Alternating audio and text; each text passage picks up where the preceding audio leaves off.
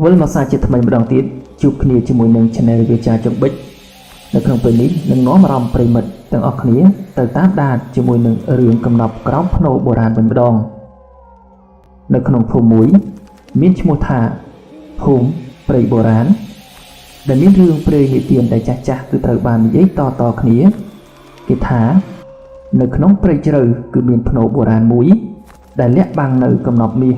និងវត្ថុអាគមរបស់ស្ដេចបុរាណម្នាក់ដែលបានស្លាប់ដោយសារសង្គ្រាមនិងការចងអាឃាតដ៏ខ្លាំងក្លាអ្នកណាដែលបានចូលទៅក្នុងទីនោះនឹងមិនអាចវិលត្រឡប់មកវិញបាននោះទេថ្ងៃមួយមានក្រុមមនុស្ស5នាក់ដែលបានមកពីទីក្រុងមកកាន់ភូមិនោះ1បូរ៉ាជាមេក្រុមដែលស្រឡាញ់ការស្វែងរកកំណប់2សូរិយាដែលជាអ្នកថតវីដេអូ3ម៉ាលីនជាអ្នកស្រាវជ្រាវនៅវត្ថុបុរាណ4ចន្ទធីជាអ្នកជឿនៅមន្តអាគមនិងចេះមន្តការពារខ្លួន5វីរៈដែលជាអ្នកនាំផ្លូវចូលព្រៃពួកគេមកដើម្បីស្វែងរកកំណប់ដែលកប់នៅក្រោមភ្នោដែលមានតាមកំណត់ត្រាចាស់ពេលដែលពួកគេចូលទៅក្នុងព្រៃសភាពប្លែកភ្លាមអាកាសធាតុក៏មានការត្រជាក់ខ្លាំងទោះបីជាពេលថ្ងៃក៏ដោយដើមឈើដ៏ធំដូចជាកំពុងតែមើលមកកាន់ពួកគេសំឡេងសត្វក៏បានបាត់ស្ងាត់ជ្រងំម៉ាលីនក៏បានសង្កេតឃើញស្នាមដានចាស់លើដីដូចជាមានមនុស្សដ៏ច្រើនដើរកាត់ទីនេះប៉ុន្តែគ្មាននរណាម្នាក់តតែសោះយប់ដំបូងពួកគេក៏បានសម្រាកនៅក្នុងជំរំម៉ោងប្រហែលជា12រំលងអធ្រាត្រសូរិយាក៏បានឮនៅសំឡេងក្មេងស្រីយំនៅក្នុងព្រៃគេក៏បានស្រែកសួរថាអ្នកណានៅទីនោះប៉ុន្តែពេលដែលបើកភ្លើងគ្មាននរណាម្នាក់នោះទេមានតែស្នាមជើងតូចជុំវិញជំរំតែប៉ុណ្ណោះថ្ងៃបន្ទាប់ពួកគេក៏បានរកឃើញភ្នោថ្មដ៏ខ្មៅមួយយ៉ាងធំក៏មានអក្សរបុរាណចម្លាក់និងចម្លែកមែនទែននៅទីនោះម៉ាលីនក៏បាននិយាយផងដែរថានេះមិនមែនជាភ្នោធម្មតានោះទេ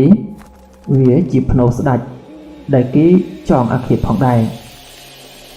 នៅលើថ្មក៏បានសរសេរថាអ្នកណាបើកភ្នោនេះនឹងដោះលែងអ្វីដែលមិនអាចគ្រប់គ្រងបានបុរាណមិនខ្លាចនោះទេគេក៏បានសម្រេចចាប់ផ្ដើមគាស់ថ្មនោះភ្លាមនោះផងដែរខ្យល់ដ៏ត្រជាក់ខ្លាំងក៏បានផ្ទុះចេញមកដូចជាដង្ហើមមនុស្សដែលស្លាប់រាប់រយឆ្នាំណាស់ហើយអញ្ចឹងពួកគេក៏បានចុះទៅក្នុងភ្នោហើយខាងក្នុងងងឹតនឹងមានអក្សរលើជញ្ជាំងផងដែរចន្ទធីក៏បានចាប់ផ្ដើមមានអារម្មណ៍ថាមានអ្វីមួយកំពុងតែតាមមើលពួកគេភ្លាមនោះវីរៈក៏បានបាត់ខ្លួនក្នុងភាពងងឹតវីរៈក៏បានស្រែកថាអ្នកនៅណាបូរ៉ាតែសំឡេងខ្សឹបមកវិញថាអ្នកបានចូលហើយមិនអាចចេញបាននោះទេសូរិយាកំពុងតែថតវីដេអូប៉ុន្តែអេក្រង់ក៏បានបង្ហាញនៅរូបមនុស្សម្នាក់ឈរខាងក្រោយគេបើទោះបីជាកន្លែងនោះគ្មាននរណាម្នាក់នៅទីនោះក៏ដោយពួកគេក៏បានរកឃើញនៅបន្ទប់កណ្ដាលមានទ្រង់មាសមួយដ៏ធំផងដែរម៉ាលីនក៏បានព្រមានកុំបើកវាមិនគួរប៉ះនោះទេបុរាណមិនស្ដាប់សម្ដីរបស់ម៉ាលីនឡើយគេក៏បានបើកទ្រង់នោះភ្លាមសំឡេងក្រហមខ្លាំងដីក៏បានញ័រនិងជញ្ជាំងក៏បានចាប់ផ្ដើមបិទបើកស្រមោលស្ដេចបុរាណម្នាក់ក៏បានកើតមានឡើងភ្នែកខ្មៅងងឹតគ្មានពន្លឺហើយក៏បាននិយាយថាអ្នកបានយកអ្វីដែលមិនមែនជារបស់អ្នកពួកគេក៏បានរត់ត្រឡប់ប៉ុន្តែផ្លូវក៏បានចេញមិនរួចនោះទេបានបិទចិត្តទៅហើយចន្ទធីក៏បានចាប់ផ្ដើមសូត្រមន្តដីក៏បានចាប់ផ្ដើមញ័រនិងសំឡេងក៏បានស្រែកជាខ្លាំងផងដែរសូរិយាក៏ត្រូវបានអ្វីមួយទាញចូលទៅក្នុងភាពងងឹតនៅសល់តែបូរ៉ានិងចន្ទធីតែប៉ុណ្ណោះចន្ទធីប្រាប់ថា ត្រូវបិទទ្រង់មាសវិញបើមិនចង់ស្លាប់ទាំងអស់គ្នាបុរាក៏បានស្ដាប់យល់ក៏បិទទ្រង់មាសនោះទៅពេលដែលបានបិទទ្រង់មាសនោះសម្លេងទាំងអស់ក៏មានការស្ងប់ភ្លាមតែម្ដងភ្នោក៏បានចាប់ផ្ដើមបិទឲ្យខ្លួនឯងប៉ុន្តែម៉ាលីនដែលគិតថានៅរស់ពិតជាបានបាត់នៅក្នុងទីនោះពិតមែនហើយបុរាណនិងចន្ទធីក៏បានចេញពីព្រៃបានប៉ុន្តែពួកគេមិនដូចមុននោះទេចន្ទធីក៏បាននិយាយថាកំណប់មិនមែនមាននោះទេវាគឺជាការចងអារៈបុរាណនៅស្ងៀមតែភ្នែកគេក៏បានចាប់ផ្ដើមមានពន្លឺមាសដ៏ចម្លែកផងដែរយប់នោះផងដែរនៅផ្ទះរបស់បុរាណមានសម្លេងខ្សឹបក្រោមដីថាយើងនៅទីនេះបន្ទាប់ពីចេញពីភូមិព្រៃបុរាណនោះបុរាណនិងចន្ទធីគិតថាអ្វីក៏បានចប់ហើយប៉ុន្តែពួកគេគិតខុសថាយប់ដំបូងក្រោយត្រឡប់មកផ្ទះវិញ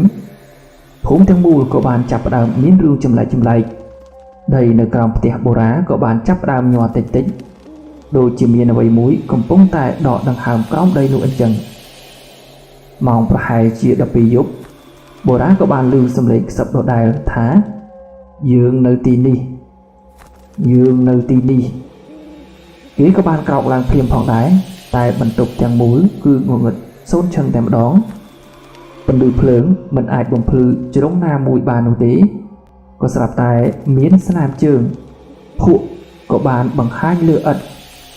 ហើយក៏បានដើរត្រង់ទៅកាន់គ្រែដែលគេកំពុងតែដេកនៅពេលដែលបុរាណបើកភ្នែកគេក៏បានឃើញនៅរូបភាពដូចក្នុងភ្នោអញ្ចឹងស្ដេចបុរាណនោះគឺបានឈរនៅមុខរបស់គេមុខខ្មៅងងឹតភ្នែកដូចគ្មានពន្លឺអ្នកគិតថាអ្នកបានចេញរួចហើយឬនេះគឺជាសម្ដីរបស់ស្ដេចបុរាណនោះបុរាណក៏បានព្យាយាមស្រែកប៉ុន្តែសំឡេងមិនបានចេញនោះទេភ្លាមនោះគេក៏បានភ្ញាក់ឡើងវិញតែដៃខាងឆ្វេងក៏មានស្នាមខ្មៅដូចជាត្រាអាគមអញ្ចឹងចន្ទធីក៏បានមកជួបជាមួយនឹងបុរាណនិងបានពិនិត្យស្នាមនោះនាងក៏បានស្ងាត់មួយភ្លែតហើយនិយាយថានេះមិនមែនស្នាមធម្មតានោះទេវាគឺជាស្នាមសញ្ញាចងអារៈពេលនោះផងដែរគេក៏បាននិយាយបន្តទៀតថាអ្វីដែលនៅក្នុងភ្នោមិនទាន់ស្លាប់នោះទេវាកំពុងតែតាមអ្នកមកវិញនៅពេលនោះក៏ស្រាប់តែមានមនុស្សម្នាក់ដើរចូលក្នុងផ្ទះវីរៈបុរាណក៏មានការភ្ញាក់ផ្អើលវីរៈអ្នកនៅរស់ឬវីរៈក៏បានញញឹមតិចតែភ្នែករបស់គេគឺមិនដូចជាពេលពីមុននោះទេគេក៏បាននិយាយសំឡេងទៀបថាខ្ញុំមិនអាចចេញពីទីនោះទេភ្លាមនោះផងដែរដៃរបស់វីរៈក៏បានចាប់ផ្ដើមខ្មៅហើយសាច់នេះគឺដូចជារលួយពីក្នុងអញ្ចឹងគេក៏បានបាត់ខ្លួនក្នុងស្រមោលនៅមុខភ្នែករបស់ពួកគេតែម្ដងចន្ទធីក៏បានបើកសៀវភៅអាគមបុរាណហើយក៏បានរកឃើញនៅពាក្យមួយដែលសរសេរថាអ្នកដែលប៉ះកំណប់នឹងคล้ายជាផ្លូវឲ្យវិញ្ញាណចេញមកក្រៅហើយនាងក៏បានបញ្យល់ទៀតផងដែរថាមិនមែនពួកយើងរកកំណប់នោះទេតែពួកយើងគឺជាកន្លងឲ្យវាចេញមកបុរាណក៏បាននៅស្ងៀមមួយសន្ទុះព្រោះគេយល់ថាខ្លួនគឺជាអ្នកបើកផ្លូវទាំងអស់នោះយប់នោះផងដែរភ្លៀងក៏បានធ្លាក់កាន់តែខ្លាំងខ្យល់បក់ដូចជាសំឡេងយំអញ្ចឹងដីក្រោមផ្ទះបុរាណក៏បានចាប់ផ្ដើមប្រេះសំឡេងក៏បានលាន់ឮចេញពីក្នុងដីយ៉ាងខ្លាំងឡើងហើយក៏បានស្រែកថាបើកទ្វារឲ្យយើងចេញចន្ទធីក៏បានស្រែកថាវាមិនមែនសុំទេវាកំពុងតែបំបែកពិភពលោកហើយចន្ទធីក៏បានប្រាប់បុរាណថាមានតែវិធីមួយគត់ត្រូវត្រឡប់ទៅភ្នោវិញហើយបិទវាឲ្យជាប់ជារៀងរហូតបុរាណសម្លឹងដៃខ្មៅរបស់ខ្លួនហើយក៏បាននិយាយដោយស្ងាត់ថាបើខ្ញុំទៅវិញខ្ញុំប្រហែលជាមិនត្រឡប់មកវិញនោះទេចន្ទធីក៏បានឆ្លើយតបទៅវិញថាបើមិនទៅវានឹងមករកយើងទាំងអស់គ្នាជាក់ជាមិនខាន សំឡេងស្ដេចបុរាណក៏បានលាន់ឡើងម្ដងទៀតហើយក៏បានពោលថាត្រឡប់មកយើងនៅរងចាំនេះក្រោយពេលដីក្រោមផ្ទះក៏បានចាប់ផ្ដើមប្រេះនិងសំឡេងចេញពីក្នុងដីកាន់តែខ្លាំងឡើងបុរាណនិងចន្ទធីដឹងថាពួកគេមិនអាចរត់គេចបានទៀតនោះទេយប់នោះផងដែរខ្យល់ក៏បានคล้ายទៅជាត្រជាក់យ៉ាងខ្លាំងដល់ថ្នាក់ដកដង្ហើមក៏ឈឺតាមច្រមុះដែរនៅក្នុងផ្ទះរបស់បុរាណក៏ស្រាប់តែមានស្នាមអក្សរលេចឡើងលើជញ្ជាំងជាស្នាមឈាមស្រស់តែម្ដងអក្សរនោះសរសេរថាត្រឡប់មកឬស្លាប់ជំនួសគ្នាចន្ទធីឈរជាប់ទៅនឹងជញ្ជាំងមុខស្លេកហើយក៏បាននិយាយថាវាមិនមែនជាការគំរាមទេវាគឺជាការបញ្ជាម៉ោងប្រហែលជា12យប់បុរាណក៏បានឈរមើលកញ្ចក់ក្នុងបន្ទប់ដំបូងគ្មានអ្វីនោះទេតែបន្តិចក្រោយមករូបគេក្នុងកញ្ចក់ក៏បានចាប់ផ្ដើមញញឹមខ្លួនឯងទោះបីជាបុរាណមិនញញឹមក៏ដោយរូបក្នុងកញ្ចក់លើដៃហើយក៏បានខ្សឹបថាអ្នកមិនមែនជាអ្នកទៀតនោះទេកញ្ចក់ក៏បានបែកខ្ទេចភ្លាមតែម្ដងតែគ្មានកញ្ចក់ណាធ្លាក់ដីឡើយមានតែឈាមជ្រាបចេញពីជញ្ជាំងចន្ទធីយល់ថាអ្វីដែលនៅក្នុងភ្នោក៏បានចងភ្ជាប់ជាមួយនឹងបុរាណហើយនាងក៏បានរៀបចំពិធីអាគមនៅក្នុងបន្ទប់ទៀនខ្មៅ9ដើមនិងអំបោះក្រហមនាងក៏បានសូត្រមន្តគាថាភ្លាមផងដែរទៀនទាំងអស់ក៏បានរលត់ដោយខ្លួនឯងខ្យល់ក៏បានបក់ខ្លាំងដូចជាមានមនុស្សដើរឆ្លងកាត់ក្នុងបន្ទប់នោះអញ្ចឹងទ្វារក៏បានបើកដោយខ្លួនឯងយឺតវីរៈក៏បានឈរនៅនឹងមុខពួកគេម្ដងទៀតតែគេលែងជាមនុស្សដូចពីមុនទៀតហើយមុខរបស់គេមានការពុករលួយខ្មៅហើយមានដីចេញពីមាត់ទៀតផងគេក៏បានសម្លឹងមកកាន់បុរាណហើយក៏បាននិយាយថាអ្នកគឺជាកន្លងត្រូវត្រឡប់ទៅជាមួយនឹងយើងភ្លាមវីរៈក៏បានបែកខ្លួនទៅជាដីខ្មៅហើយក៏បានហូរចូលក្រោមជើងរបស់បុរាណដីក្រោមផ្ទះក៏បានចាប់ផ្ដើមប្រេះធំឡើងពន្លឺភ្លើងក្នុងភូមិក៏បានចាប់ផ្ដើមរលត់ទាំងអស់សំឡេងមនុស្សរាប់រយសំឡេងក៏បានលាន់ឡើងចេញពីក្រោមដីយើងកំពុងតែមកហើយចន្ទធីក៏បានស្រែកភ្លាមផងដែរថាវាបើកផ្លូវហើយមិនអាចបញ្ឈប់បានទេចន្ទធីក៏បានប្រាប់ថាមានតែវិធីមួយត្រូវតែត្រឡប់ទៅភ្នោភ្លាមហើយបិទវាជាមួយនឹងជីវិតអ្នកបុរាណក៏បានស្ងៀមដៃខ្មៅរបស់គេក៏បានចាប់ដើមរាដាលឡើងដល់ទាំងមូលតែម្ដងគេក៏បាននិយាយស្រាលថាបើខ្ញុំទៅខ្ញុំនឹងមិនត្រឡប់មកវិញនោះទេចន្ទធីក៏បានឆ្លើយទាំងភ័យថាបើមិនទៅវានឹងមកយកយើងទាំងអស់គ្នាជាក់ជាមិនខានភ្លាមនោះផងដែរដីក្រោមផ្ទះរបស់បុរាណក៏បានបើកធំដូចជាមាត់ខ្មៅខ្យល់ដ៏ត្រជាក់ក៏បានបាញ់ឡើងដូចដង្ហើមមនុស្សស្លាប់រាប់រយឆ្នាំអញ្ចឹងសំឡេងពីក្នុងដីលាន់ឡើងម្ដងហើយម្ដងទៀតថាត្រឡប់មកបុរាណក៏បានឈរនៅនឹងមុខដីនោះដៃខ្មៅរបស់គេក៏បានរាលដាលដល់ស្មាគេដូចជាត្រូវអ្វីមួយកំពុងតែទាញចុះក្រោមចន្ទធីក៏លាន់មាត់ស្រែកថាកុំមើលវាបើមើលយូរអ្នកនឹងទៅដោយខ្លួនឯងជាក់ជាមិនខានតែយឺតពេលទៅហើយដីក៏បានចាប់ដើមស្រូបជើងរបស់បុរាណបាត់ទៅហើយគេក៏បានព្យាយាមរត់តែដូចជាមានដៃរាប់រយកំពុងតែតាមចាប់ជើងគេទាញយកទៅក្រោមអញ្ចឹងចន្ទធីជួយខ្ញុំផងបុរាណស្រែកទាំងភ័យខ្លាចទៅកាន់ចន្ទធីក៏បានចាប់ដៃគេតែស្នាមខ្មៅនៅលើដៃរបស់បុរាណក៏បានបាញ់នៅធម្មពលដ៏ត្រជាក់ទៅកាន់ចន្ទធីធ្វើឲ្យនាងដួលថយក្រោយវិញក្នុងមួយភ្លែតបុរាណក៏ត្រូវបានទាញចុះទៅក្នុងភាពងងឹតបាត់សូន្យឈឹងតែម្ដងបុរាណក៏បានភ្ញាក់ឡើងវិញដោយភាពងងឹតគឺបានភ្ញាក់ឡើងវិញនៅក្នុងភ្នោបុរាណនោះម្ដងទៀតតែពេលនេះវាខុសពីពេលមុនជញ្ជាំងមានសាច់ដូចជាមនុស្សរស់វាក៏បានដកដង្ហើមឡើងចុះមានសំឡេងខ្សឹបគ្រប់ទិសថាអ្នកត្រឡប់មកហើយ នៅពីមុខគេក៏មានផ្លូវងងឹតឈឹងហើយក៏មានស្នាមជើងឈាមដឹកនាំទៅខាងមុខទៀតផងដែរបុរាណក៏បានដើរទៅមុខយឺតរាល់ជំហានដូចជាមានសម្លេងយំជុំវិញគេភ្លាមគេក៏បានឃើញសូរិយាវីរៈនិងម៉ាលីនពួកគេកំពុងតែឈរនៅជញ្ជាំងដូចជាត្រូវបានបញ្ជូនទៅខាងក្នុងថ្មអញ្ចឹងសូរិយាក៏បានខ្សឹបថាអ្នកនាំយើងមកទីនេះវីរៈក៏បាននិយាយថាឥឡូវយើងមិនអាចចេញបាននោះទេតែពេលដែលបូរាខិតជិតរូបទាំងអស់នោះក៏បានរលាយคล้ายទៅជាឈាមហូរចុះតាមជញ្ជាំងនៅចុងផ្លូវមានបន្ទប់ដ៏ធំមួយទ្រង់មាសនៅកណ្ដាលប៉ុន្តែវាក៏បានបើកហើយស្ដេចបុរាណក៏បានឈរនៅលើវាភ្នែកខ្មៅដ៏ជ្រៅ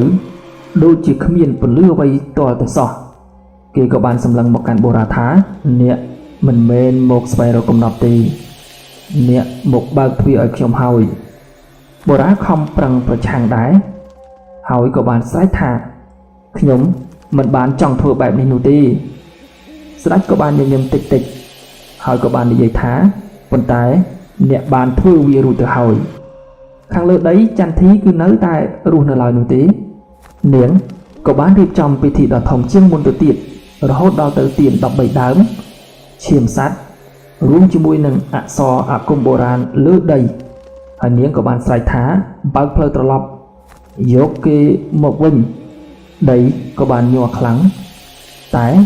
សំឡេងខាងក្រោមក៏បានឆ្លើយមកវិញយ៉ាងយឺតថាវាយឺតពេលហើយក្នុងភ្នោស្ដេចបុរាណក៏បានដើរចូលទៅជិតបុរាគេក៏បានដាក់ដៃលើដៃខ្មៅរបស់បុរាហើយក៏បាននិយាយថាឥឡូវអ្នកគឺជាផ្នែករបស់យើងហើយដៃបុរាក៏បានចាប់ផ្ដើមคลายទៅជាថ្មខ្មៅបន្តិចម្ដងបុរាក៏ចាប់ផ្ដើមស្រែកចុងក្រោយថាចន្ទធីជួយខ្ញុំផងតែសំឡេងរបស់គេបានបាត់ទៅនៅក្នុងភាពងងឹតនោះឯងនៅលើផ្ទៃដីចន្ទធីឈរនៅកណ្ដាលរង្វង់អាគមខ្យល់ក៏បានបក់ខ្លាំងដូចជាមានអ្វីមួយកំពុងតែខឹងក្រោធអញ្ចឹងសំឡេងនៅក្នុងដីក៏បានលាន់ទ្រហឹមឡើងថាគេជារបស់យើងហើយចន្ទធីក៏បានស្រែកទាំងទឹកភ្នែកថាអត់ទេខ្ញុំនឹងយកគេត្រឡប់មកវិញនាងក៏បានចាប់ផ្ដើមធ្វើពិធីថ្មីពិធីដែលគ្រូចាស់មិនដែលអនុញ្ញាតឲ្យធ្វើព្រោះវាប្រើឈាមមនុស្សរស់ជាកន្លងផងដែរចន្ទធីក៏បានកាត់ដៃខ្លួនឯងបន្តិចហើយឈាមរបស់នាងក៏ធ្លាក់លើអក្សរបុរាណដីក៏បានចាប់ផ្ដើមញ័រយ៉ាងខ្លាំងសំឡេងរាប់រយលានក៏បានស្រែកថាអ្នកហ៊ានបើកទ្វារភ្លាមដីក៏បានប្រេះធំម្ដងទៀតហើយក៏មានផ្លូវខ្មៅមួយក៏បានបើកចូលទៅក្នុងភ្នោនោះឯងចន្ទធីក៏បានដើរចូលទៅក្នុងភ្នោនោះតែម្នាក់ឯងខាងក្នុងងងឹតដូចគ្មានពន្លឺអ្វីទាំងអស់សំឡេងយំឡែតស្រែកនិងសំឡេងដង្ហើមលាន់សូរឡើងក៏ក្រឹកក៏ក្រែងនៅក្នុងភ្នោបុរាណនោះក៏ស្រាប់តែសំឡេងមួយខ្សឹបចិត្តត្រជានាងថាអ្នកមកយឺតហើយនៅក្នុងបន្ទប់កណ្ដាលនោះបូរាក៏បានឈរនៅនឹងមុខស្ដេចបុរាណដៃគេក៏បានคล้ายទៅជាថ្មខ្មៅពេញលេញហើយភ្នែកក៏បានចាប់ផ្ដើមភ្លឺពណ៌មាសងងឹតស្ដេចបុរាណក៏បាននិយាយទៀតថាឥឡូវអ្នកជាអ្នកយាមទ្វារហើយបូរាក៏បានឆ្លើយដោយសំឡេងមិនដូចជាមនុស្សទៀតនោះទេខ្ញុំមិនអាចត្រឡប់វិញបានទេក្នុងផ្លូវងងឹតចន្ទធីឃើញសូរិយានិងម៉ាលីនពួកគេមើលទៅដូចជាស្រមោលបាត់ពណ៌ឈាមសូរិយាក៏បានខ្សឹបថាកុំមកទីនេះវាគ្រោះថ្នាក់ណាស់ម៉ាលីនក៏បាននិយាយទៀតថាបូរាមិនមែនបូរាទៀតនោះទេពួកគេក៏បានចាប់ផ្ដើមរលាយទៅជាផ្សែងបាត់នៅនឹងភ្នែករបស់នាងតែម្ដងចន្ទធីពេលដែលទៅដល់បន្ទប់កណ្ដាលនោះស្ដេចបុរាណនិងបូរាឈរនៅទីនោះចន្ទធីស្រែកថាបូរាអ្នកនៅទីនោះទេបូរាមើលមកកាន់នាងតែភ្នែកគេគ្មានអារម្មណ៍ជាមនុស្សទៀតនោះទេស្ដេចបុរាណក៏បានញញឹមហើយក៏បាននិយាយថាគេជាផ្លូវរបស់ខ្ញុំហើយចន្ទធីក៏បានចាប់ផ្ដើមសូត្រមន្តខ្លាំងជាងមុនហើយក៏បានបើកនៅវិញ្ញាណងងឹតនោះចេញមកត្រឡប់មកជាភ្លឺវិញដីក៏បានចាប់ផ្ដើមញ័រខ្លាំងជញ្ជាំងក៏ចាប់ផ្ដើមប្រេះ សំឡេងស្រែកពេញភ្នោស្ដេចបុរាណក៏បានដើរមកជិតចន្ទធីហើយក៏បាននិយាយទៀបថាបើអ្នកបិទវាអ្នកត្រូវស្លាប់ជាមួយនឹងវាចន្ទធីក៏បានសម្លឹងទៅកាន់បូរ៉ាហើយទឹកភ្នែករបស់នាងក៏ហូរដោយនិយាយថាបើវាជាតម្លៃខ្ញុំព្រមនាងក៏បានចាប់នៅអក្សរអាគមចុងក្រោយហើយបញ្ជូននៅធម្មពលទាំងអស់ទៅក្នុងដីភ្នោក៏បានចាប់ផ្ដើមបិទដោយខ្លួនឯងយឺតស្ដេចបុរាណក៏បានស្រែកខ្លាំងៗថាអ្នកមិនអាចបិទខ្ញុំបានទេបូរ៉ាឈរនៅកណ្ដាលពន្លឺខ្មៅហើយភ្លាមគេក៏បានមើលទៅចន្ទធីជាលើកចុងក្រោយបន្ទាប់មកគេក៏បានរុញស្ដេចបុរាណត្រឡប់ទៅក្នុងភាពងងឹតហើយទ្វារក៏បានចាប់ផ្ដើមបិទភ្នោបុរាណកំពុងតែបិទយឺតដូចជាមាត់ដីដ៏ធំមួយកំពុងតែស៊ីអ្វីគ្រប់យ៉ាងត្រឡប់ទៅភាពងងឹតវិញសំឡេងស្ដេចបុរាណក៏បានស្រែកខ្លាំងពីខាងក្នុងថាខ្ញុំនឹងត្រឡប់មកវិញមិនថាថ្ងៃនេះឬមួយក៏ថ្ងៃក្រោយនោះទេចន្ទធីឈរទាំងអស់កម្លាំងហើយមើលទៅទ្វារដែលកំពុងតែបិទនោះនៅក្នុងភ្នោបុរាណហើយក៏បានឈរនៅចុងពន្លឺខ្មៅដៃរបស់គេក៏បានคล้ายទៅជាថ្មទាំងស្រុងតែម្ដងហើយសំឡេងគេក៏បានចាប់ផ្ដើមខ្សោយទៅថាចន្ទធីអ្នកត្រូវតែរស់ណាភ្លាមស្ដេចបុរាណក៏ត្រូវបានទាញត្រឡប់ចូលទៅក្នុងរួនងងឹតវិញហើយបូរ៉ាមើលទៅកាន់ទ្វារចុងក្រោយហើយក៏បានញញឹមតិចមុនពេលត្រូវបានគេចូលទៅក្នុងភាពងងឹតជារៀងរហូតភ្នោក៏បានបិទចិត្តទាំងស្រុងដីក៏មានការស្ងប់ស្ងាត់ដោយអ្វីដែលបានកើតឡើងកន្លងទៅអញ្ចឹងចន្ទធីក៏បានដួលទៅលើដីទឹកភ្នែករបស់នាងហូរហើយក៏បាននិយាយថាវាចប់ហើយតែភាពស្ងប់នោះមិនធម្មតានោះទេចន្ទធីមើលដៃខ្លួនឯងស្នាមអាគមខ្មៅគឺនៅតែមាននាងក៏បានភ្ញាក់ហើយក៏និយាយថាមិនទាន់ចប់ទេភ្លាមនោះផងដែរដីនៅក្រោមជើងរបស់នាងក៏ចាប់ផ្ដើមរំកើមានសភាពញ័រសំឡេងខ្សឹបមួយចេញពីក្រោមដីថាអ្នកគិតថាបិទបានហើយឬយប់នោះផងដែរចន្ទធីក៏បានត្រឡប់មកផ្ទះវិញនៅក្នុងកញ្ចក់នាងក៏បានឃើញនៅបូរ៉ាតែគេមិនញញឹមដូចកាលពីមុននោះទេភ្នែកគេមានការភ្លឺពណ៌មាសហើយមានសភាពងងឹតដូចជាស្ដេចបុរាណអញ្ចឹងបូរ៉ាក៏បានខ្សឹបថាខ្ញុំមិនបានស្លាប់ទេចន្ទធីមានការភ្ញាក់ផ្អើលជាខ្លាំងហើយក៏បាននិយាយថាអ្នកនៅក្នុងនោះឬបូរ៉ាក៏បាននិយាយទៀតថាខ្ញុំគឺទ្វារហើយទ្វារមិនអាចបិទបានទាំងស្រុងនោះទេក្រោមផ្ទះរបស់ចន្ទធីដីក៏បានចាប់ផ្ដើមបើកតិចវិញសំឡេងរាប់រយក៏បានចេញមកដោយស្រែកថាយើងកំពុងតែត្រឡប់មកចន្ទធីក៏បានយល់ភ្លាមផងដែរថាទ្វារមិនបានបិទទាំងស្រុងនោះទេវាគ្រាន់តែដេកលក់តែប៉ុណ្ណោះនាងក៏បានខ្សឹបថាអត់ទេវានឹងចាប់ផ្ដើមម្ដងទៀតកញ្ចក់ខាងក្រោយនាងក៏បានបង្ហាញនៅរូបរបស់បូរ៉ាឈរនៅក្នុងស្រមោលនោះហើយសំឡេងចុងក្រោយក៏បានលាន់ឡើងថាកំណប់មិនត្រូវបានបញ្ចប់នោះទេសភាពនៃសាច់រឿងទាំងអស់នេះក៏បានកើតមានចំពោះពួកគេទាំង5នាក់ហើយពួកគេទាំង5នាក់ក៏បានបាត់បង់នៅអាយុជីវិតខ្លះហើយខ្លះក៏នៅរស់ដោយសភាពលំបាកបំផុតដោយសារមន្តអាគមនោះហើយសាច់រឿងនេះផងដែរគឺឆ្លុះបញ្ចាំងអំពីភាពលោភលន់និងភាពចង់បានរបស់មនុស្សមិនចេះចប់មិនចេះហើយនៅចុងបញ្ចប់អ្វីដែលខ្លួនត្រូវខាតបង់គឺបាត់បង់នៅមិត្តភ័ក្តិបាត់បង់នៅខ្លួនឯងនិងបាត់បង់នៅអ្វីៗគ្រប់យ៉ាងដោយសារតែភាពលោភលន់